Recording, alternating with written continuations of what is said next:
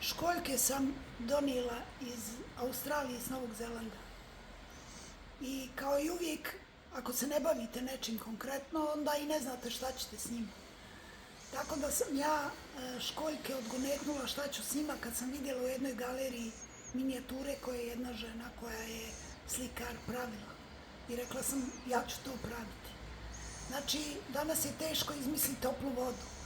Ali ono što sam ja uzela da radim je plod moje mašte, mog strpljenja, mog odabira i onoga kakvu viziju ja stvorim.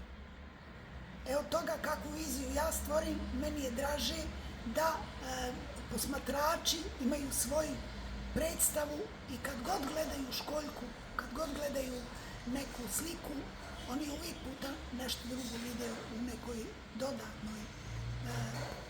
dodatnoj napravi na toj školjki i na toj slici. U gradu u kojem si odrasla stekla reputaciju novinara, a sad si u sasvim drugoj ulozi. To što to nije ulje, nije grafika, nije akvarel, nije neka tehnika koja je već poznata ljudima. Na ovom području ja još nisam vidjela da se neko bavi školjkama, pogotovo ne da pravi tako zahtjevnu i složenu formu, da vi na malom prostoru napravite mnogo toga.